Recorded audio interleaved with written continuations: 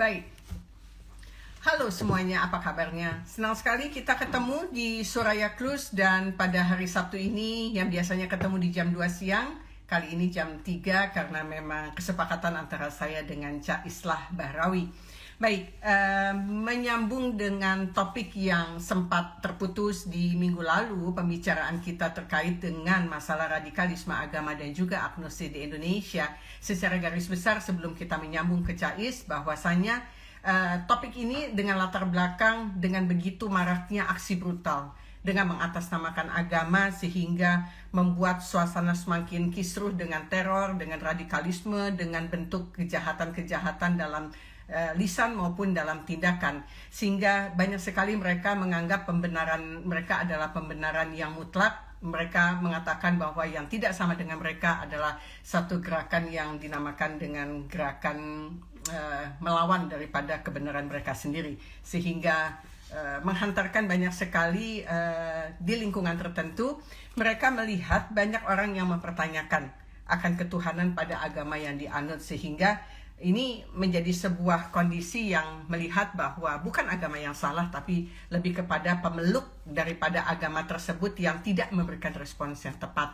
Oleh karena itu, saya akan mengundang Cais kembali dalam minggu ini karena untuk menuntaskan obrolan yang sempat terputus terkendala dengan masalah signal Madura dan Jakarta. Tapi hari ini Cais ada di Jakarta. Sepertinya sudah memberikan. Baik.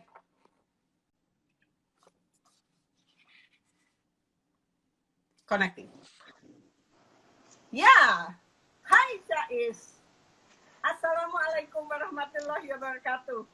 Waalaikumsalam warahmatullahi wabarakatuh. Jadi posisi sudah di Jakarta, udah aman dong, jadi tidak terkendala signal lagi ya seperti minggu lalu. Ya, insya Allah aman. Baik, Cais, sepertinya obrolan Sabtu lalu itu sangat menarik sekali. Banyak yang masuk ke DM saya dan juga memberikan banyak komentar di dalam tayangan yang ada di Instagram terkait dengan masalah radikalisme dan agnostik. Memberikan sedikit daya ingat kepada teman-teman sahabat yang bergabung minggu lalu bahwa kenapa sih topik ini diangkat, karena kita sudah sempat membahas sedikit terkait dengan radikalisme. Adalah sebetulnya radikalisme itu kan pemikiran ya. Pemikiran terkait dengan bagaimana mempunyai satu pemikiran yang berbeda mampu untuk diungkapkan dengan benar. Radikalisme ini bisa positif gitu ya, tidak selamanya negatif, tapi kalau radikalisme ini ditunggangi atau dielaborasi dengan kekerasan, jatuhnya jadi ekstremis begitu ya. Sementara juga di satu sisi akibat kisruh antara satu pemeluk dengan pemeluk lainnya, akhirnya saya mencoba untuk memberikan satu nalar perbandingan terkait dengan masalah agnostik itu sendiri atau bahkan dengan ateisme, yang mereka sebetulnya mempertanyakan ketuhanan pada agama yang dianut. Di akhir obrolan kita Sabtu lalu itu terhenti di buku Talking with the Enemy. Artinya Cais mengatakan bahwa secara empiris sudah dilakukan sebuah penelitian bahwa ada sebuah grafik katanya yang bertumbuh untuk agnostik dan ateis ini semakin tinggi, semakin meningkat untuk di tahun-tahun yang akan datang. Karena kalau pemeluk agama tidak menggunakan akhlaknya dengan syiarnya yang bagus, saya pikir ini akan menghantarkan tentang ilmu-ilmu kemanusiaan yang mungkin lebih banyak dipilih. Ini menjadi membahayakan, kata Cais. Apa sih yang dimaksud dengan membahayakan dengan kondisi ini, Cais? Terima kasih juga kepada kawan-kawan yang sedang online yang melihat kita ini, yang nonton kita ini. Sebenarnya begini, radikalisme itu sebenarnya bukan hanya milik domain pemeluk agama sebenarnya. Radikalisme ini juga bisa dipeluk oleh agama baru yang bernama neo-atheism ini, dan juga termasuk agnostik. Ketika orang-orang itu melakukan penetrasi dan berusaha menularkan ideologinya secara infiltratif kepada satu community, maka dia sudah mulai radikal gitu ya. Sebenarnya begitu. Artinya jangan kemudian kita terlalu terpaku kepada definisi bahwa radikal ini hanya milik orang-orang yang beragama. Orang yang tidak beragama, orang yang tidak percaya Tuhan pun bisa juga bertindak radikal. Bahkan orang-orang yang tidak percaya Tuhan pun bisa juga melakukan gerakan radikal, ekstrim, bahkan teror. Ini ya seperti yang dilakukan oleh mungkin pembantaian umat manusia di bumi ini paling banyak dilakukan oleh kelompok-kelompok yang justru memang tidak beragama. Tidak, bahkan kekuasaan otoritarian komunisme itu paling banyak melakukan pembunuhan sebenarnya. Nah, cuma kita akan membahas ini dalam konteks beragama, bahwa apa yang diungkap oleh Scott Altran dalam Talking to the Enemy ini memang ini fenomena baru. Fenomena ini bangkit ketika di lain pihak The Four Horsemen yang dimotori oleh Richard Dawkins dan kawan-kawan itu, mereka datang dalam waktu yang bersamaan ketika pemeluk agama ini semakin melenceng. Semakin melenceng dalam konteks begini. Mereka membawa agama itu ke dalam suatu hatred, ke dalam suatu konsep kebencian. Ini memang akhirnya kontraproduktif dari agama yang seharusnya menjadi prime mover kedamaian, lalu banyak orang yang disappointment, seperti yang saya sedikit mengulang tentang yang minggu lalu. Ada kekecewaan-kekecewaan terhadap konsep-konsep teologi, di lain pihak kemudian The Four Horsemen ini, neo-atheism ini datang menawarkan konsep baru, wah gini, kalau lu mau jadi orang baik, lu nggak perlu beragama kok. Kalau lu mau jadi orang baik, lu nggak perlu percaya Tuhan kok. Tuhan itu nggak ada. Ini loh, keluarlah bukunya Richard Dawkins, The God Delusion itu. Kita yang beragama ini, kalau baca buku The God Delusion itu, mungkin akan sedikit goyang. Coba bayangkan yang memang anak muda dengan ruang skeptis yang mendominasi kepalanya, ruang ragu-ragu ketika dia itu berusaha mencari sosok spiritual, dan dia tidak menemukan di dalam entitas agama, membaca bukunya Richard Dawkins, The God Delusion itu, habis sudah. Saat itu juga dia langsung menjadi murtad, kasarnya gitu.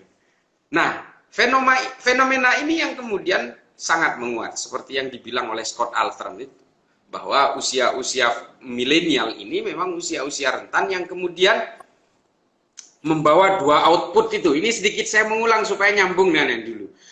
Membawa dua output ini. Either dia menjadi seorang pemeluk agama yang radikal, ekstrim atau teror, atau dia menjadi neo-atheism yang radikal juga, atau bisa juga kemudian menjadi ekstrim. Jadi saya pikir begitu, Mama Aya. Oke.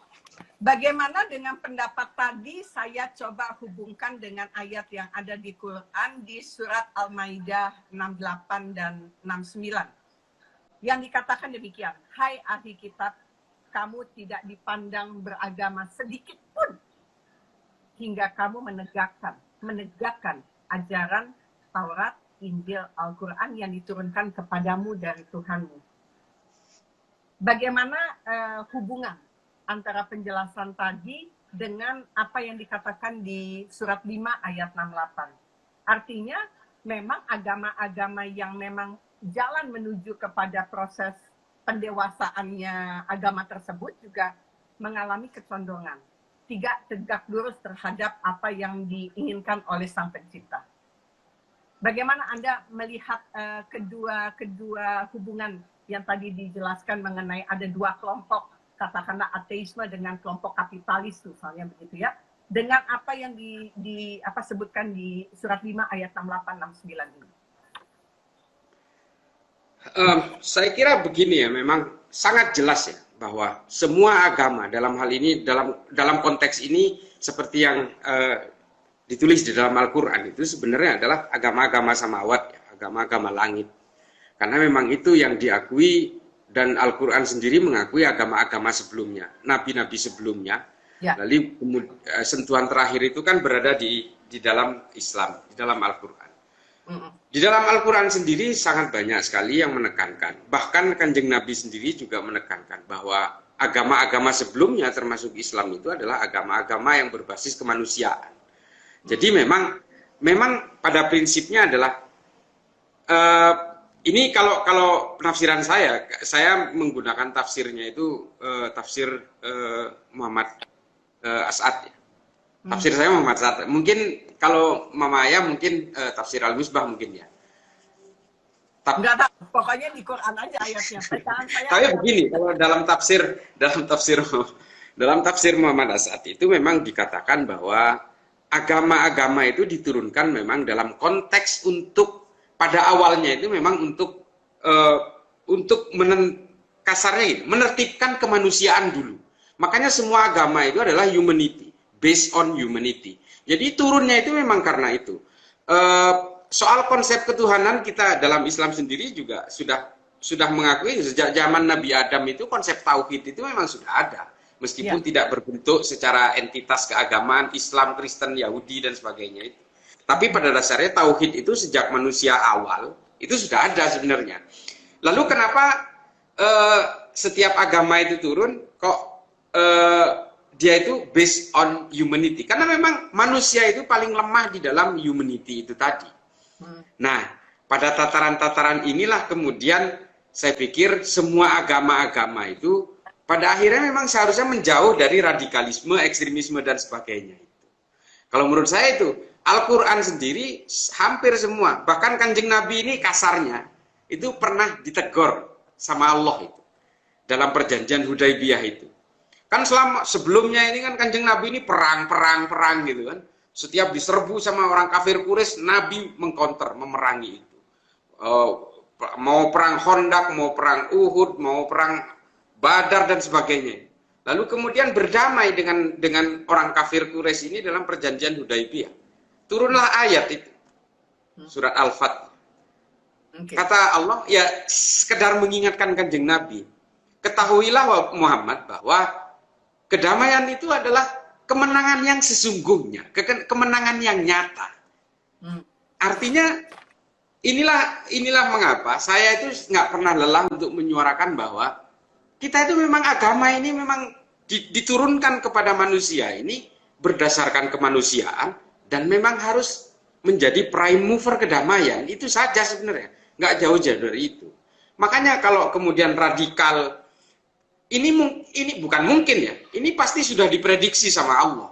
Kalau kalian ini terlalu beringas beragamanya, nanti kemudian akan banyak orang yang akan meninggalkan aku, gitu kasarnya.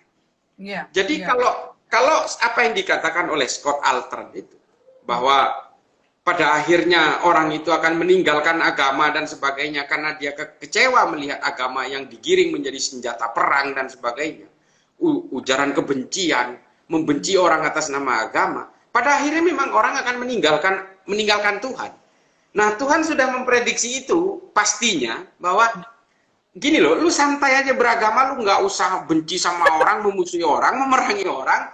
Karena apa? Kalau lu terlalu beringas, terlalu terengginas beragama, orang-orang ini nggak akan melihat saya. Orang-orang ini tidak akan menemukan saya. Dan fenomena itu terjadi. Agnostik ateisme ini kan karena proses-proses itu.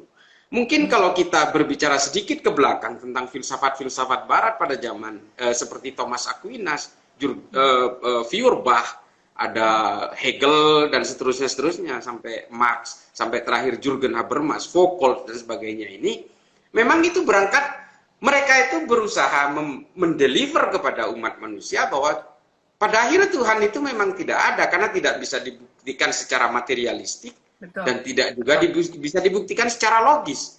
Nah, ini kan berangkat dari kekecewaan sebenarnya ketika terlalu strongholdnya agama memegang tali temali politik sedemikian kuatnya, lalu atas nama agama dia otoritarian itu kemudian di backup oleh agama. Ini kan orang-orang ini kan akhirnya kecewa. Itu pada abad pertengahan. Kita sekarang ini ya begitu. Orang melihatnya ISIS, orang melihatnya itu gerakan-gerakan Ku Klux Klan, orang melihatnya gerakan-gerakan paramiliter berbasis Katolik di Amerika Selatan, belum Al-Qaeda, belum Taliban, Boko Haram, Al-Shabaab dan sebagainya itu. Ini orang pada akhirnya kecewa. Orang kecewa, lalu meninggalkan agama, pada tingkatan yang lebih akut, dia akan meninggalkan Tuhan pada akhirnya. Makanya Islam sendiri di dalam Al-Quran itu sangat didominasi oleh ayat-ayat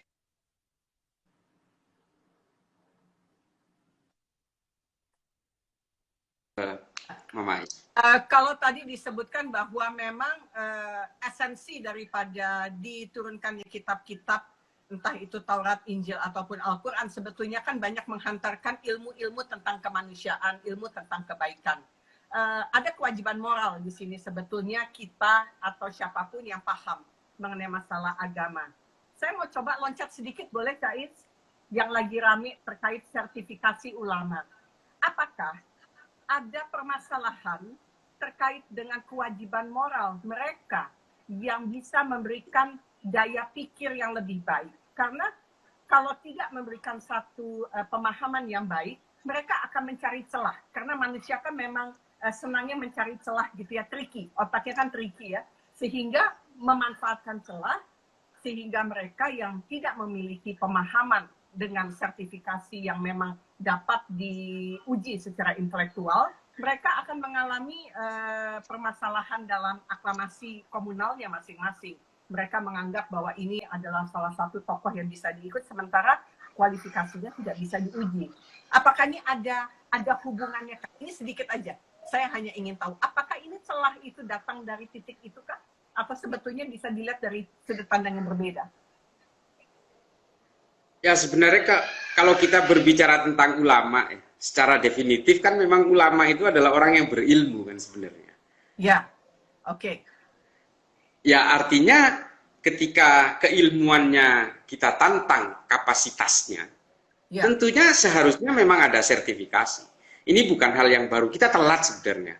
Di negara-negara Arab itu, justru sertifikasi ulama ini kan sebenarnya sudah lama dilakukan. Di Malaysia, di Brunei, dan juga beberapa negara. Termasuk di Thailand bahkan punya sertifikasi. Kenapa? Karena memang tabi'in ini kan sebagai penerus Nabi, ini kan memang kadar keilmuannya seharusnya memang sudah bisa diukur. Artinya mandat-mandat, amanat-amanat keilmuan yang diberikan oleh Nabi kepada para sahabat, dari sahabat kepada tabi'in, tabi'in kepada tabi'in, tabi'in sampai kepada ulama-ulama yang ada sekarang. Ini kan sebenarnya persoalan tanggung jawab sebenarnya. Ini kan mungkin berangkat sama mungkin awalnya seperti ini, tidak ada kaitannya dengan radikalisme pada awalnya sebenarnya. Ini hanya persoalan pertanggungjawaban keilmuan. Mengapa di Mesir, di Saudi Arabia semua dilakukan sertifikasi ini, supaya apa? Supaya agama ini dideliver oleh orang yang tepat dengan ilmu yang mumpuni sebenarnya. Kalau kemudian kita sekarang ini, orang-orang yang menolak ini kan alasannya pemerintah ingin mengekang ulama kan sebenarnya. Ini kan sebenarnya kegelisahan yang muncul ketika ulama ini banyak yang suka caci maki ini. Ini mohon maaf ini, saya terpaksa. Misalnya dengan keilmuan yang terbatas, lalu dia itu hanya bisa memaki, mencibir orang lain, nyinyir, bilang, wah, jancuk, topol, matamu picek, apa segala macam. Ini kan sebenarnya akhlak-akhlak yang harus dijauhi. Karena agama ini kan juga bertumpu pada moral, akhlak. Akhlakul karimah ini kan memang basisnya. Memang basis. Nah, kalau kemudian ulama itu nggak bisa memberi contoh itu kan, ini kan sebenarnya sekarang aja digiring-giring seolah-olah ulama mau dikekang supaya ini radikal, supaya nggak ekstrim. Ini kan semuanya digiring ke ranah politik. Di Arab, di Mesir, maupun di Yaman, di Qatar, segala macam itu kan bukan dalam konteks itu. Konteksnya adalah supaya agama ini dideliver kepada manusia ini oleh orang yang tepat. Itu saja sebenarnya.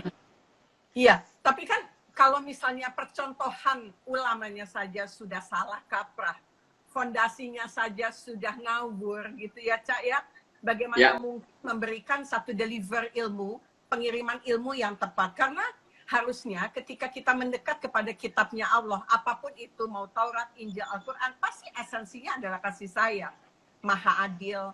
Bahkan saya menantang orang-orang yang jago dengan ilmu agamanya, punya nggak sih sifat rahmatan lil alamin? Karena buat saya kalau seorang ulama tidak mempunyai rasa rahmatan lil alamin, buat apa mereka memberikan satu pemahaman yang akhirnya ujungnya menjadi radikalisme, bahkan jadi ekstremisme. Bahkan mereka membenci agama-agama yang diturunkan yang membuat kisruh yang ada di muka bumi. Akhirnya mereka nggak pusing dengan masalah Tuhan. Jadi ada nggak kaitannya, kontribusinya? Saya pikir menurut saya, karena memang tanggung jawabnya ulama seharusnya meletakkan fondasi kasih sayang itu kan, Cak? Betul nggak? Atau saya salah? Saya pikir begini, pada prinsipnya sertifikasi ini kan sebenarnya standarisasi. Ya. Ini adalah standarisasi bahwa begini loh, ulama itu harus begini. Dengan standarisasi itu kan sebenarnya diharapkan ulama itu menjadi satu entitas dengan tujuan yang sama, dengan silabus yang sama. Bukan ingin dikuasai orangnya, tapi ulama itu sendiri harus kembali kepada silabus yang sama itu. Tadi sama seperti dokter ya. Mungkin dokter ini kan ada sertifikasi juga. Kalau ternyata di situ ada pelanggaran, sertifikasinya kan dicabut. Ini kan persoalan standarisasi aja sebenarnya. Ya. Nah, kalau persoalan akhlak itu, di dalam proses standarisasi itu seharusnya sudah ada. Ini saya pernah membaca ya proses standarisasi sertifikat ulama itu yang ada di Mesir, dan juga bahkan di Malaysia saya sudah baca bahannya. Memang di situ ada penekanan-penekanan yang sifatnya itu tidak boleh, kasarnya begini. Ada semacam fakta integritas di dalam sertifikasi itu, misalnya tidak boleh menghasut umat untuk melakukan ujaran kebencian. Tidak boleh membentur-benturkan untuk kepentingan politik, misalnya. Di situ ada. Nah, sertifikasi itu merupakan melting pot dari semua koridor-koridor itu. Nah, yang menentang ini kan sebenarnya orang-orang yang memang penghasut yang mau berjubah ulama. Nah, dia menentang itu karena kalau ini saya disertifikasi, saya nggak akan bisa menghasut lagi. Kayak sarkasnya kan begitu. Ini kan kacau ini ulama-ulama kita ini. Yang nolak malah orang MUI lagi. Ini kan lebih konyol lagi. Yang seharusnya dia menjadi regulator, mendukung itu. Dulu ketika proses sertifikasi ini dilakukan di Mesir, di Arab Saudi, silakan di googling. Nggak pernah ada resistensi itu. Nggak ada sama sekali. Mereka sami'na wa ta'na terhadap sertifikasi. Karena mereka tidak melihat sisi negatifnya, mereka semua melihat sisi positifnya. Hanya di kita ini semua yang dedel duel. Belakangan ini ada berita nggak apa-apa disertifikasi, yang penting yang melakukan sertifikasi itu MUI. Kok semua mau diborong, mulai dari kulkas, mesin cuci, sampai sertifikasi ulama. Ya, betul. Memang Indonesia ini menarik, banyak hal yang mesti ditarik, menarik, mesti diperas, mesti diukur begitu ya, Cak ya, karena memang prosedur untuk menjadi sosok yang panutan, saya pikir ini sangat mempengaruhi sekali cara berpikir seseorang. Kita balik lagi ke masalah radikalisme dan juga masalah agnostik yang ada di Indonesia. Karena bicara mengenai masalah radikalisme yang akhirnya menjadi ekstremisme, ini kan faktor merugikan orang lain. Katakanlah gini, sepertinya mereka tidak mampu untuk bisa memahami perbedaan. Perbedaan yang memang sudah diciptakan oleh Allah. Katakanlah dari mulai banyak perbedaan jenis kelamin, fitrahnya, pendapatnya, bahasanya, warna kulit, kiblat pun berbeda, begitu ya.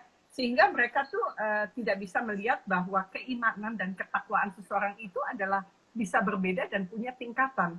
Ini sepertinya pemahaman yang satu arah aja, gitu ya. Mau itu dikatakan tadi katanya Cais bisa datang dari kelompok yang agama maupun yang non agama, gitu ya. Akhirnya bisa muncul dua radikalisme yang bersiteru dengan cara pandang yang radikal, akhirnya juga menghancurkan.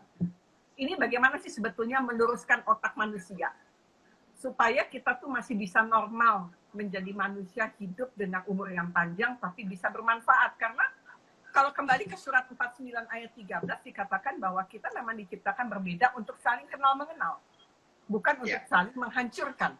Itu saja tidak dijalankan gitu loh, Cak. Ini sebetulnya konsep berpikir yang sehat itu menurut Cais itu gimana? Coba ajarkan kami, Cak. Ini saya paling takut kalau bicara soal moral ini, karena saya kan kadang-kadang badung juga saya. Tidak apa-apa, masih normal badung. Manusia badung. Manusia harus kritis. Manusia harus menggugat. Manusia harus menggunakan akal. Manusia harus merenung. Manusia harus melakukan kesalahan. Supaya dia bisa tahu kebenaran, dia harus melakukan kesalahan. Jadi buat saya, benar atau salah, nggak ada tuh dalam hitungan, itu hanya norma yang menentukan. Tapi dalam kenyataannya hidup ini untuk belajar, bukan, Ca? Iya, iya. Betul sekali. Ya, ayo coba konsep berpikir yang sehat seperti apa, ajarkan kepada saya dan juga teman-teman yang ada. Kalau saya begini ya, mungkin ya sebenarnya begini, di dalam Islam, saya dari perspektif Islam ya. Di dalam Islam itu memang yang namanya akhlakul karimah itu mungkin kalau dilihat dari ayat di Al-Quran dan juga mungkin hadis itu, wah udah berjibun lah gitu. Tonan itu, bertonton tentang itu. Bahkan hadis itu rata-rata didominasi oleh akhlak itu. Termasuk misalnya hadis yang paling sering kita dengar adalah manusia yang berguna adalah manusia yang paling baik itu adalah manusia yang berguna untuk manusia lainnya. Termasuk bahwa perbedaan itu agar kalian saling mengenal. Ini kan salah satu bentuk tuntunan akhlak di dalam kita yang beragama ini. Saya kira begini, meskipun moral maupun etika ini bukan bagian dari standarisasinya tidak ditentukan oleh agama. Banyak orang yang tidak beragama dan tidak berketuhanan, moralnya bagus sekali, akhlaknya sangat bagus. Ya di lain pihak ada juga orang beragama yang barbar luar biasa, kejam, sadis, ya banyak juga. Artinya begini, pada akhirnya ini adalah pada tataran kemanusiaan. Saya pernah baca buku ya, penulis Libanon perempuan itu sangat luar biasa gitu. Saya lupa namanya juga, judulnya juga, tapi judulnya insya Allah itu Rose in the Desert kalau nggak salah. Jadi memang dia itu tidak pernah menemukan moral yang bagus itu dari orang-orang yang mengaku berketuhanan dan memeluk agama. Dia merasa bahwa agama dan konsep ketuhanan itu ternyata memang menginfluence orang lain untuk pada akhirnya itu kembali kepada ego teologisnya. Ini menurut ini ego teologisnya. Ego teologis itu yang kemudian membuat orang itu bertindak eksklusif. Meskipun secara akhlak dia bagus, pada akhirnya ketika dibenturkan kepada persoalan spiritual, orang ini menjadi egois. Ini menurut dia.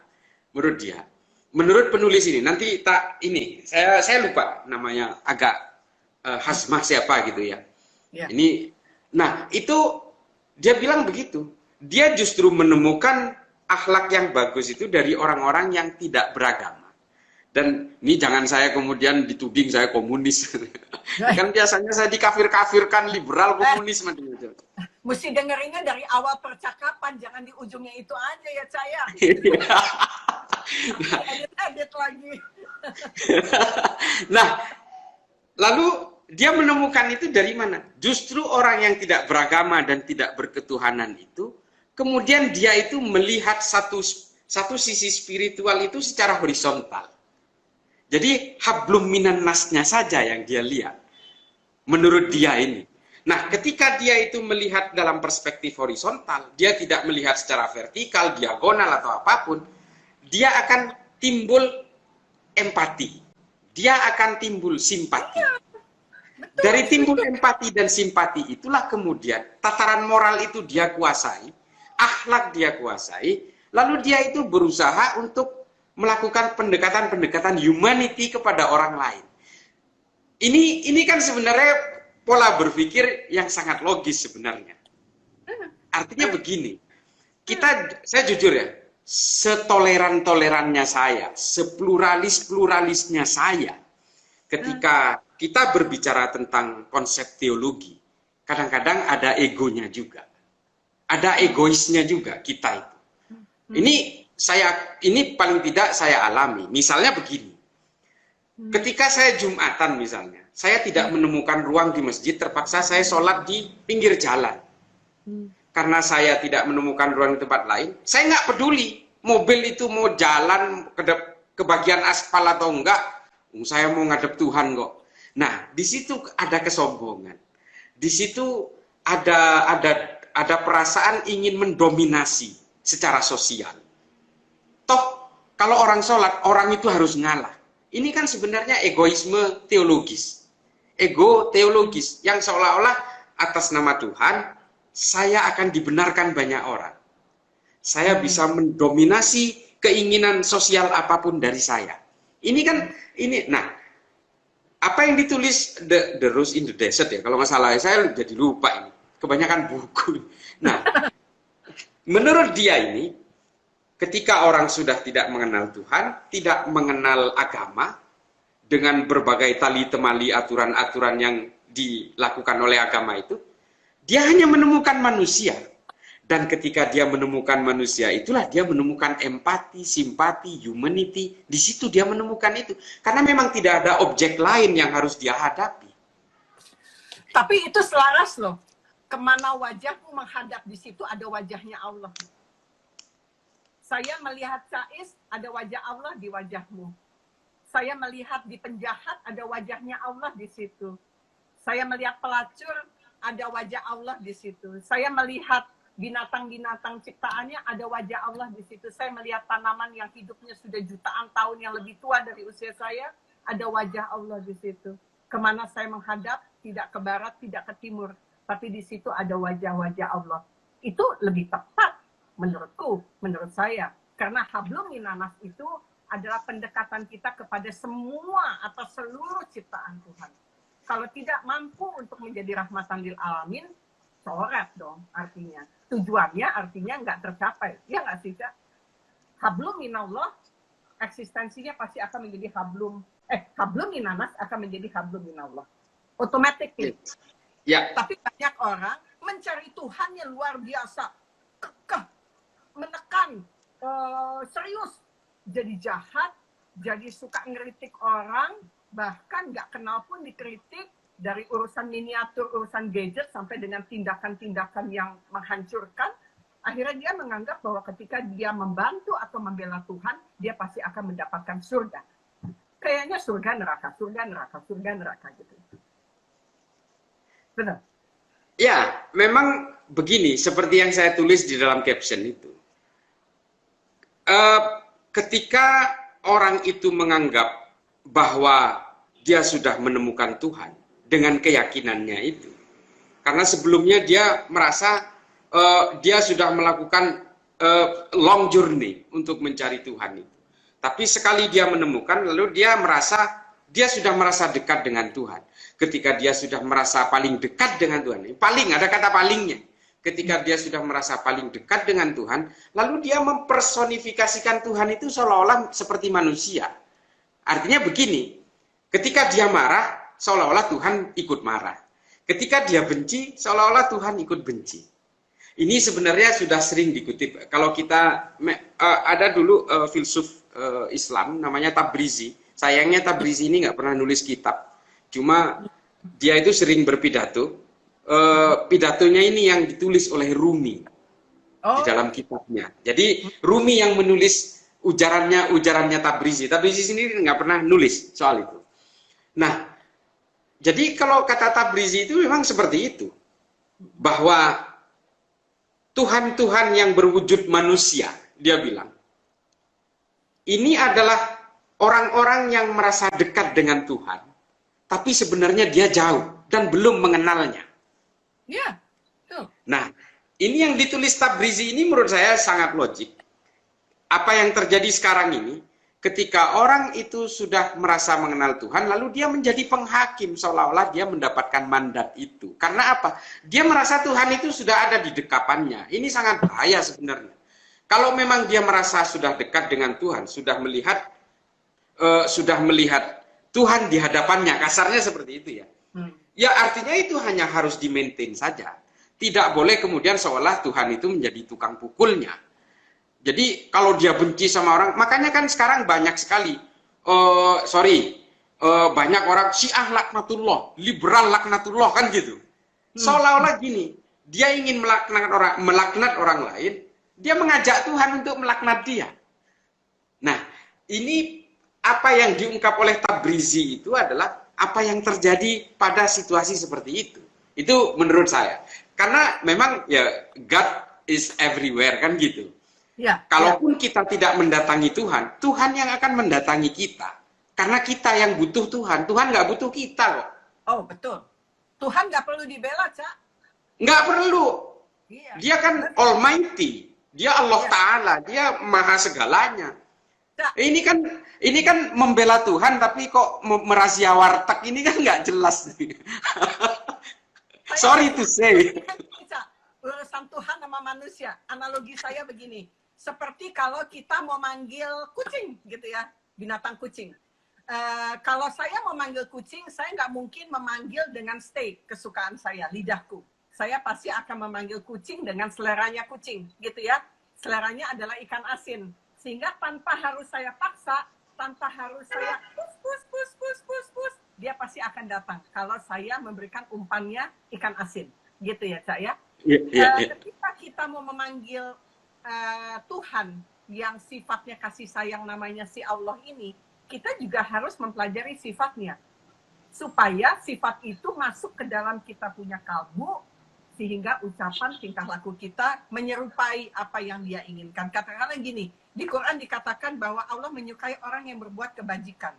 Lah, yang namanya ekstremis nggak ada kebaikan di situ kan, misalnya. Ada syarat ketemu dengan Allah, syaratnya harus berbuat baik. Ada tuh di surat misalnya 2 di Al-Baqarah 195. Dan orang yang menepati janji. Jadi orang kalau mau 2-in-1 dengan si Allah itu, artinya manifestasi itu harus menyerupai dengan sifatnya si ketuhanan itu yang tidak bisa dibuktikan secara abstrak, tapi sifatnya itu bisa kita analogikan. Makanya saya selalu menggugat pikiran orang bahwa kalau mau urusan sama Tuhan pelajari sifatnya aja gitu loh. Cocok nggak? Ya. Saya sangat sepakat. Saya sangat sepakat itu. Kita kayaknya masih aliran gitu. Apa kita bikin sekte baru aja? Tapi ya gitu deh. Kita harus bikin webinar, terus kita mengundang teman-teman untuk ngobrol urusan yang kayak gini, menyenangkan kali ya. Nanti saya kira iya. Ya, tapi memang kita pasti akan dikirim ke neraka berkali-kali. Nggak apa-apa. Ya, iya. Saya nggak tahu. Saya selalu bilang kalau saya itu dikafirkan berkali-kali, ya nggak apa-apa, tiap sholat saya baca syahadat kok, saya bilang. Sama gini, Cak. Satu lagi, kalau Cais di neraka-nerakain, dikirim-kirim bolak-balik, walaupun tiap hari juga syahadat gitu ya. Tapi yang menarik di sini, beberapa tahun yang lalu, setahun yang lalu, saya sempat sekeluarga memang mempunyai tujuan untuk membantu agama lain. Jadi ketika mereka Natalan, kami membantu mempersiapkan mereka di gereja. Mereka mau misalnya gongsi facai, kami membantu gitu. Itu sudah budaya yang kami ajarkan oleh berdua dengan Eki dan anak-anak. Tapi pada saat ini muncul media di Instagram, jadi heboh. Soraya sekeluarga pindah agama. Sepertinya berbuat baik di manusia itu seperti terkotakkan kuat gitu ya, ada framing. Sementara berbuat baik versi Allah itu adalah sebetulnya rahmatan lil alamin, memudahkan urusan orang beribadah, orang mereka berbuat baik kok gitu kan. Ya. Jadi itu sesuatu yang aneh buat saya. Kenapa ya? Kalau di era tahun 90-an ke bawah kita berbuat baik nggak menjadi sesuatu yang prasangka buruk, sekarang baru nginjek gereja pindah agama, pinjak wihara, pindah agama. Gimana? Ya, ini sebenarnya sudah dibahas di webinar saya sebelumnya. Dan pernyataan saya mau template di sini sebenarnya. Oke. Ini fenomena begini. Ada dua sebenarnya jalurnya itu. Satu, dengan masuknya beberapa tafsir-tafsir agama yang mengaku sebagai revivalis Islam, sebagai pembaharu. Ini kan rata-rata datangnya dari Arab. Nah, yang menjadi permasalahan adalah di Arab ini kan semua ijtihad, pemikiran-pemikiran tentang agama ini kan kadang terlalu banyak dipengaruhi oleh situasi politik. Dan di Arab itu sejak zaman pra-Islam memang sudah hidup dengan tribalisme, memang sudah terpecah-pecah. Lalu kemudian beberapa ijtihad itu mengajarkan kepada orang beberapa tafsir Arab ini hidup yang eksklusif. Inilah kemudian yang masuk ke negara kita secara bergelombang ini, dalam arus deras ini, ke dalam diri kita, sehingga menginfluen beberapa dari masyarakat kita untuk bertindak intoleran itu, karena memang eksklusif, sangat eksklusif. Mereka itu tafsir-tafsir yang rajin membangun tembok tapi tidak rajin membangun jembatan. Akhirnya apa? Mereka menjadi enklave-enklave yang eksklusif, yang menerakakan orang lain, mengkafirkan orang lain. Yang kedua adalah umat Islam di Indonesia ini pada pada era Orde Baru ya, memang kan sangat dicekik lah kasarnya secara politik. Ketika masa pasca reformasi, ini kan kemudian borgolnya lepas, lalu kalau bahasa penyair membuncah gitu ya, melakukan political deployment, menggunakan politisasi agama sedemikian besarnya, lalu timbullah ini kecamuk-kecamuk seperti itu. Nah, ini apa yang kita hadapi sekarang ini sebenarnya. Apa yang kita hadapi ini adalah pertarungan ideologi, tafsir agama, politisasi agama, ini menjadi melting pot di sekitaran kita sekarang. Lalu, ya itulah yang mengkafir-kafirkan kita, meliberalkan kita, dan sebagainya itu. Memang inilah produk-produknya yang harus kita. Lalu apa antisipasinya? Tidak ada, hanya ada dua. Keterlibatan negara sama kita yang menginfluence itu. Oke. Jadi begini deh, kalau misalnya agama digandengkan dengan konsep ketuhanan, tadi katanya ada ego teologis gitu ya, artinya membuat eksklusif. Artinya dari eksklusif kita harus membuka diri menjadi inklusif. Jadi terbuka dengan semuanya. Bagaimana sebetulnya mengendalikan nafsu? Karena kalau orang eksklusif, nafsu egonya itu luar biasa, mengikat kuat gitu ya. Nah, manusia senjatanya antara memang menggunakan otak, berpikir dan menggunakan akal, sama nafsu. Makanya setiap agama diturunkan ritual puasa ya Cak ya, supaya mengendalikan nafsu. Karena ego itu yang harus diruntuhkan. Bagaimana sebetulnya nafsu manusia ini bisa dikendalikan dengan ilmu? Karena orang punya ilmu sedikit, kalau nafsunya luar biasa, dia ingin menguasai, ingin membuat sebuah komunitas yang bisa menggerakkan egonya sendiri gitu. Jadi bagaimana sebetulnya mengaitkan antara nafsu dengan radikalisme yang penuh dengan nafsu, dan juga agnostik yang juga akhirnya dia menjadi sosok yang eksklusif kembali. Sementara kita sifatnya harus seperti kupu-kupu, dari ulat ke pompong menjadi kupu-kupu, terbang bebas, melepaskan diri dari semua hal. Ya, kalau saya sih terus terang justru tidak sependapat dengan begini, bahwa nafsu itu berdasarkan kapasitas keilmuan. Sebenarnya parameternya benchmarknya bukan soal keilmuan, soal pengendalian nafsu ya. Ya artinya belum tentu orang yang kapasitas keilmuannya tinggi, bagus, belum tentu juga dia bisa mengendalikan nafsunya sebenarnya. Justru ini kalau menurut saya, orang-orang yang terpapar paham radikal, ekstrim dan sebagainya itu justru orang-orang yang kadar keilmuannya sangat terbatas. Ini kan memang berangkat dari pola-pola pemikiran agama yang pada tadinya loose, longgar, atau bahkan berangkat dari, ini sebenarnya begini, kalau kita mau mempelajari tentang sejarah kultur kita ya, ini kan fenomena hijrah yang kemudian dari hijrah itu berkembang menjadi radikal, ekstrim, dan teror itu, sebenarnya kan ada kelompok abu-abu di dalam negara kita, ini yang namanya kelompok abangan ini.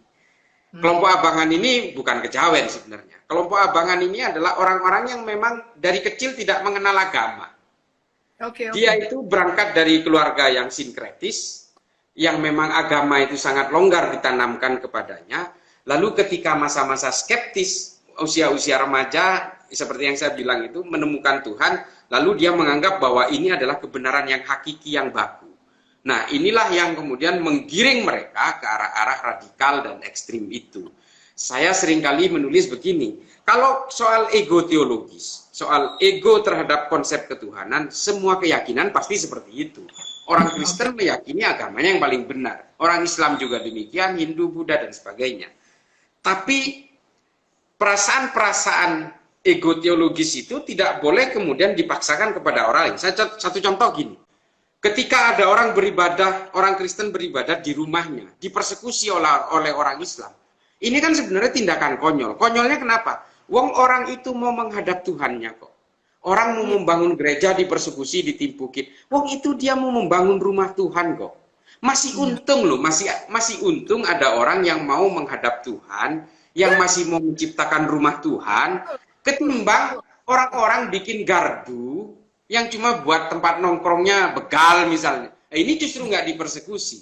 Artinya apa? Kita tetap sebagai orang yang beragama, kita tetap meyakini bahwa konsep-konsep ketuhanan ini kalau memang ditekuni dengan benar, insya Allah akan memberikan konsep-konsep kemanusiaan kepada manusia, konsep kesabaran, konsep empati, simpati, dan sebagainya. Karena gini, bagaimanapun agama ini kan koridor. Tuhan juga menjadi alat kontrol CCTV kita. Ini dalam konsep keagamaan. Ini kan menjadi CCTV kita. Kita tidak merasa diborgol, tapi kita merasa ada yang melihat. Dipantau. Dipantau. Artinya begini, ketika orang sholat kan matanya bisa kemana-mana. Otaknya bisa kemana-mana. Jalan-jalan. Bisa jalan-jalan. Kadang-kadang kita lupa rokaatnya sudah berapa kan gitu. Kadang-kadang lupa kita. Nah, tapi bagaimanapun kita kan merasa bahwa Allah itu melihat kita. Iya. Bukan kita yang melihat Allah, kita ngadep tembok. Kita kadang-kadang ngadep tembok. Bahkan kita itu menghadap kiblat, menghadap Ka'bah. Apa kita menyembah Ka'bah? Enggak, kita menyembah Allah. Karena apa? Allah itu sangat batiniah. Artinya kita meskipun kita lupa rakaat kita berapa ya, tapi Allah melihat kita. Nah, ini yang kadang-kadang saya tuh saya kadang-kadang dikafirkan seperti ini, membela orang Kristen, membela orang Buddha, karena saya tuh paling anti kalau ada orang yang beribadat, orang-orang ingin mendirikan rumah ibadat lalu dipersekusi, mau Islam, mau Kristen, mau apapun. Karena bagaimanapun ketika orang itu sudah merasa berketuhanan dan merasa memeluk satu agama, paling tidak dia itu akan memegang kunci-kunci kemanusiaan itu. Betul. Kalau itu ini saya bukan sok bijak, tapi saya memang berkali-kali ditantang berantem, saya kabur. Takut saya, karena saya takut menyakiti orang. Jangan salah, ini orang Madura bisa keluar nih. Wah, saya ini Madura cacat saya ini. Saya sama anak saya diprotes kadang-kadang. Ayah, ini kan orang Madura ini. Kok dipelototin orang diam aja? Loh, memang harus bagaimana? Ini Maduranya bukan Madura-Madura yang zaman dulu ya, saya. Era sudah berubah. Ya, tapi nggak usah jauh-jauh. Kalau kita belajar hukumnya Allah dan juga hukum yang ada di muka bumi, semua juga dasarnya keadilan, kan? Keadilan, kemanusiaan, sebetulnya itu dasar daripada sebuah keputusan, baik itu putusan hakim di pengadilan maupun pengadilan Allah nanti yang kita akan menghadap satu saat nanti. Jadi orang kalau nggak punya sikap adil, neraca timbangannya itu nggak bagus gitu ya, harusnya kan dia menilai sendiri bahwa mulut, tangan, kakinya itu memang tidak bisa bermanfaat untuk bisa membuat kemudahan bagi ciptaan Allah lainnya. Saya cuma suka heran gini loh, cara berpikir gitu ya. Manusia itu luar biasa loh, Cak. Dibikin sempurna sama Allah. Di satu sisi kita dikasih kesempurnaan dibandingkan dengan makhluk ciptaan lain, tapi di satu sisi juga makhluk yang kadang-kala tidak memakai nalarnya dengan baik, sehingga ada dua kutub perbedaan menjadi manusia mulia, tapi juga ada satu kebodohan di satu sisi yang lain. Itu kadang-kadang suka bingung saya melihatnya. Padahal tingkat sekolahnya bagus, pendidikannya misalnya doktor, profesor gitu ya, tapi kenapa cara berpikiran dia stagnan di satu titik ini? Padahal sebetulnya dengan kemampuan nalar yang baik, harusnya dia bisa untuk menyerap banyak pandangan-pandangan atau banyak tulisan-tulisan yang membuat otaknya bisa untuk berpikir lebih luas lagi. Ya, saya ini kalau udah membahas soal begitu itu gregetan pengen nyebut nama orang gitu loh. Gak boleh. Iya, gak boleh. Kalau kita punya asas praduga tak bersalah, jadi tidak boleh menyebutkan nama. Enggak. Ini just kidding. Tapi apa ya? Saya sendiri ini mohon maaf ini. Sampai betulin kopiah, sampai betulin kacamata. Saya kadang-kadang melihat banyak orang yang secara keilmuan ini kadang-kadang memang sangat bagus, doktor, bahkan profesor loh. bahkan profesor. Tapi kok apa ya namanya dalam tataran moral ini kok begini amat gitu. Saya kadang-kadang begini, kok lebih baik menjadi orang gila yang makan makanan dari tempat sampah tapi dia sehat dan tidak mengganggu orang lain. Saya pernah berpikir seperti itu gitu. Atau sekalian menjadi orang yang tidak tahu apa-apa, yang sama Allah pun dimakfu. Kalau memang dia berbuat kesalahan, sama Allah dimaklumi lah kasarnya gitu. Daripada menjadi orang pinter, tapi orang ini barbar gitu. Ini banyak sekali. Banyak sekali. Saya kadang-kadang begini. Ini mohon maaf. Seperti banner-banner yang ada sekarang ini. Yang banyak kita lihat lah. Ada imam besar, komando, apalah itu ya. Ini kan bertaburan itu di sini. Saya kadang-kadang berpikir ini. Ya Allah kok ini katanya orang berketuhanan. Tapi kok bisa mentuhankan manusia? Ini kan saya kadang-kadang berpikirnya seperti itu.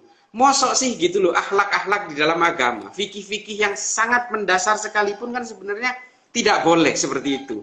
Bahkan Kanjeng Nabi aja nggak boleh digambar mukanya.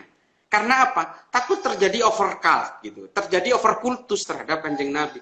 Loh ini kok manusia zaman modern yang sudah tahu gadget segala macam, sudah tahu nafsu dan sebagainya, sudah tahu tentang kebencian, tentang kekuasaan.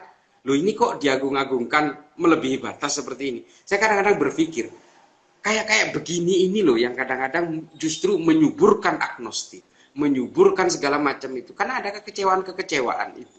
Ini kan luar biasa. Saya kadang-kadang begini, ada salah satu anak dia asalnya dari Majenang. Saya sebutin tempatnya. Dia ini adalah bekas pengurus salah satu organisasi ini. Organisasi pembela Islam ini. Dia ini kemana-mana selalu hadir setiap ada ceramah-ceramah itu. Pada akhirnya dia menjadi ateis, Mamaya. Dia menemui saya datang-datang jauh dari Majenang, dari Cilacap itu, hanya ingin menumpahkan perasaannya. Cak, saya betul-betul kecewa. Loh, kenapa kamu kecewa? Karena setiap ceramah agama yang saya terima itu tentang kebencian. Pada akhirnya saya harus memusuhi sepupu saya yang Kristen. Saya harus memusuhi ibu saya yang berbeda keyakinan. Sesama Islam ini, tapi beda tafsir lah kasarnya gitu. Saya harus memusuhi ibu saya. Akhirnya saya berkesimpulan, ini agama nggak ada yang benar. Saya akhirnya nggak percaya Tuhan. Ini mohon maaf, ini mudah-mudahan follower saya ini nonton ya. Jadi ini mohon maaf sebelumnya terpaksa saya kutip di sini. Ya alhamdulillah akhirnya saya bisa kembalikan dia ke dalam konsep ketuhanan, tapi saya nggak tahu isi batinnya. Tapi ya akhirnya dia menerima apa yang saya narasikan tentang konsep ketuhanan, tentang agama dan sebagainya. Alhamdulillah lah. Ya nggak tahu isi batinnya, tapi setahu saya dia sudah insaf lah kasarnya gitu. Nah, ini seperti ini adalah penuhanan terhadap simbol-simbol agama dan juga overkultus terhadap personifikasi seperti ini. Ini pada akhirnya justru akan melemahkan kultus kita terhadap konsep ketuhanan itu sendiri. Padahal yang kita kultuskan itu adalah manusia biasa yang juga diliputi oleh nafsu-nafsu itu tadi. Apalagi politik, kekuasaan, ini dari dulu memang membius manusia. Kira-kira begitu. Sampai lupa minum saya.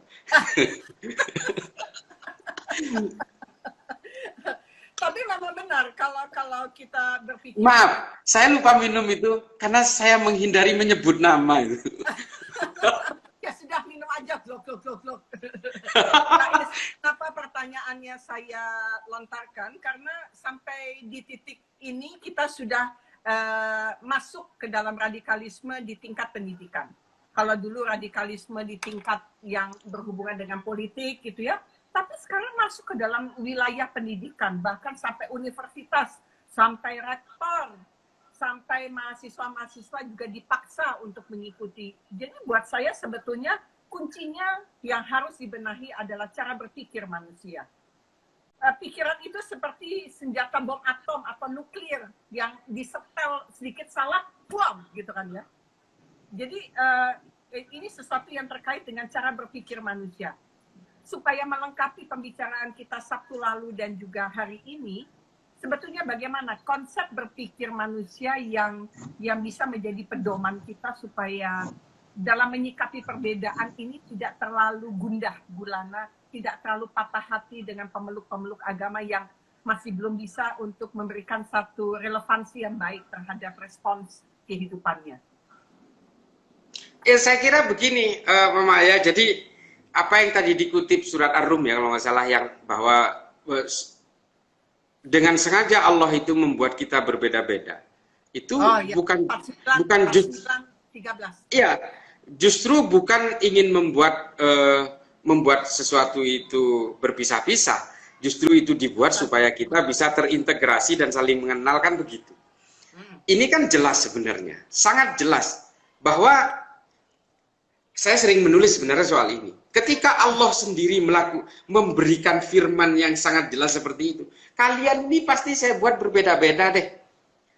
Kenapa? Supaya kalian saling mengenal. Nah coba, sementara atas nama agama banyak orang melakukan upaya-upaya pemaksaan dominasi populasi. Dia ingin supaya apa yang dia peluk itu bisa secara statistik bisa memenuhi populasi sebanyak-banyaknya supaya semuanya itu seagama dengan dia. Lah, kan Tuhan mau membuat manusia ini homogen, ya nggak perlu kita lah. Tapi memang ini kan sengaja dibuat heterogen, apalagi dalam konsep ketuhanan. Dalam konsep setiap konsep agama pasti oleh pemeluknya dianggap yang paling benar. Siapa sih yang mau kita kan Islam ini kan orang tua kita Islam. Kalau kita lahir di Amazon, kita itu mungkin nyembah pohon. Nah, ini kan kita kan sebelum lahir kita kan nggak pernah diberikan opsi itu oleh Allah. Kita lahir menurut orang tua kita. Kita ini kan beragama secara genetik. Lain cerita kalau orang yang sedang melakukan pencarian lalu menemukan agama, dia konversi misalnya. Itu lain cerita. Itu persoalan pencariannya dan persoalan takdir juga gitu. Nah, yang menjadi masalah adalah dari beberapa kita ini berusaha memaksakan homogenitas itu. Karena seolah-olah dia melawan dari firman Al-Quran surat Ar-Rum tadi. Ya. Bahwa perbedaan ini loh disengaja loh sama Allah. Ini desainnya Allah ini. Masa mau dilawan sih? Kita semua ingin dibuat sama. Nggak bisa. Ini memang sudah desainnya Allah. Nah, pada akhirnya apa yang kita harapkan adalah kita saling mengapresiasi. Kita juga nggak bisa menjajah otak manusia untuk kemudian. Jadi gini, mungkin analoginya begini. Dalam persoalan keyakinan ini, coba deh manusia itu diikat tangannya, diikat kakinya, ceburin ke laut. Bisa nggak berenang ke tepi? Kan nggak mungkin bisa. Dia harus dilepas tangannya, dilepas kakinya supaya dia bisa berenang. Artinya apa? Kita ini semua ini, memang Al-Quran itu, kalau kita Islam ini, Al-Quran itu adalah hidup. Ya, dia itu kalimat hidup. Dia itu dibuat sangat lentur dan flexibility-nya eternal. Dia mungkin sampai the judgment day, Al-Quran itu memang harus ada. Dan harus sesuai, flexibility, lentur, dan sebagainya. Biarkan otak kita itu mempelajari, biarkan otak kita itu belajar tentang apapun, jangan kemudian kita itu dibuntu, udah, ini yang paling benar, saya borgol kamu di sini, selesai di situ. Nah, inilah kemudian pola-pola seperti ini yang membuat orang itu membenci orang lain, membenci pemeluk agama lain. Karena dia itu diborgol oleh dirinya sendiri, udah paling mentok nih. No bargain, no compromise gitu. Nah, ini perasaan-perasaan seperti ini, seperti orang yang diceburin ke laut, diikat kaki, diikat tangannya, suruh berenang ke tepi, ya nggak bisa. Ya, betul. Nah, itulah mungkinnya. Ya, jadi bisa diambil kesimpulan gini, Cak. Tuhan kan sudah menciptakan mata, telinga, sama hati ya sebagai instrumen yang bisa dipakai. Kalau misalnya kaki tangannya diceburin ke laut kan nggak mungkin begitu ya. Ketika mata dipakai tidak untuk melihat, ketika telinga dipakai tidak mendengarkan, atau hati dipakai tidak untuk membaca petunjuk. Artinya ini sama saja tidak menerjemahkan sifat-sifat Allah yang memang kasih sayang terkait dengan surat Hujurat surat 49 ayat 13 bahwa perbedaan itu adalah sebetulnya sudah diciptakan untuk kita saling kenal mengenal. Bahkan bisa dikatakan Al-Quran ini dari waktu ke waktu menggugat manusia untuk berpikir, merenung, menggunakan akal. Ini terdapat jelas di surat 45, surat Al-Jatsiyah ayat 13. ayat ini rasional, lentur katanya Cais, karena tidak bertentangan dengan akal, sesuai dengan apa yang Tuhan inginkan. Kita makhluk yang sempurna. Kenapa sempurna? Karena punya akal ya Cak ya, dibandingkan makhluk ciptaan lainnya, sehingga manusia yang nggak pakai akal nggak usah beragama. Kalaupun tidak mau beragama tidak masalah, tapi jangan menjadi ekstremisme, mengganggu hak orang lain, mengoreksi tanpa perlu untuk mengoreksi walaupun nggak kenal begitu. Jadi buat saya tenang-tenang aja. Radikal silahkan, tapi jangan menyusahkan orang lain. Silahkan. Iya. Anda juga boleh mengambil ateisme, silahkan. Agnostik, Sebentar, silahkan. saya tinggal dulu. Saya tinggal bentar. Ini saya mengambil sesuatu. Iya, jangan lama-lama, Cak. Udah mau ditutup. Wah, menarik sekali memang bicara dengan Cais nih terkait dengan masalah radikalisme dan juga agnostik di Indonesia. Nah, apa? Cais mau apa? Ini saya senang ini. Saya senang sekali dengan tafsir ini. Tafsir ini ditafsirkan seorang mufassir Austria namanya Muhammad Asad, nama aslinya Leopold Weiss. Cuma saya suka ini, tafsir Al-Qur'an bagi orang-orang yang berpikir. Ini sangat luar biasa. Oh. Saya menggunakan Kebalik tafsir sih, ini. bukunya kebalik. Nanti difoto ya. Kapan? Ya, ya. Ya. Ini Wah, the message of the Quran ini. Tapi bahasa Indonesia ini, tapi judulnya memang nggak dirubah sama Mizan. Ini keren banget. Ya, jadi memang sesuai dengan buku yang Cais katakan gitu, yang pegang bahwa memang orang manusia. Kan di Quran dikasih tahu ada manusia, ada orang. Yang namanya manusia, akal pikirannya harus dipakai. Sehingga dia menjadi beradab. Agama membuat manusia beradab. Bukan menjadi orang yang sembarangan. Jadi buat saya, kesimpulannya itu Cais ya. Jadi bicara aktif, bicara mengenai radikalisme, terserah, itu pilihan. Tapi yang penting tidak boleh menjadi ekstremisme, menjadi penghancur atau merusak begitu. Satu kata kunci apa, Cais? Silakan kita tutup hari ini. Ya, kalau ini closing statement ya. Ya. Kalau saya begini sih, pada intinya beragama itu, semua agama itu menganjurkan kedamaian. Kata Allah, kedamaian itu adalah kemenangan yang nyata. Nggak bisa ditawar-tawar lagi. Nggak ada agama yang menganjurkan perang. Perang atas nama agama itu adalah tafsir manusia, bukan anjuran Allah. Ini seperti yang saya bilang tadi. Meskipun ada sejarah Nabi Muhammad itu memerangi orang-orang politeism, bukan monoteism yang diperangi. Ini digarisbawahi juga. Tapi ketika dia melakukan perjanjian damai dengan orang yang menganut politeism sekalipun, Allah mengingatkan Nabi Muhammad, nyentil dikit, bahwa perdamaian itu adalah kemenangan yang nyata. Jadi tidak boleh agama ini menjadi pisau dapur, menjadi alat tusuk orang, cukuplah jadi pengiris bawang, kan begitu. Nah, jangan jadikan senjata kebencian, jangan jadikan juga senjata untuk menyerang keyakinan orang lain, bahwa perbedaan itu, apa yang terjadi di tengah-tengah kita tentang perbedaan ini adalah kesengajaan yang dilakukan oleh Tuhan agar kita saling mengenal. Itu saja. Ya, di wajah kita itu semua ada ciptaan Allah. Jadi silahkan menikmati ciptaan yang berbeda semuanya, saling kenal mengenal, dan itulah esensi. Betul. Kalau kita beragama dengan lapang dan lempang seperti itu, saya kira kita tidak akan mudah untuk membenci. Kalau kita beragama dengan tegang, ngelihat gereja megah, marah. Ngelihat salib, gundah. Ini kan sebenarnya, ini kan karena kita itu nggak lapang, beragama itu kita nggak plong gitu loh. Kita nggak boleh kayak gitu. Saya kira begitu. Iya, setuju Cais. Salam pisau dapur. Silahkan. Tidak boleh untuk menusuk-nusuk menyakiti manusia lain ya. Betul, cukup bawang aja diiris-iris. Terima kasih untuk 2 minggu kita undang ngobrol. Mudah-mudahan Siap. kita bisa jumpa lagi dengan topik yang terkait dengan kedamaian umat manusia lainnya ya Cais. Insya Allah. Terima kasih banyak. Siap. Salam sehat untuk semuanya. Assalamualaikum warahmatullahi wabarakatuh. Waalaikumsalam warahmatullahi wabarakatuh.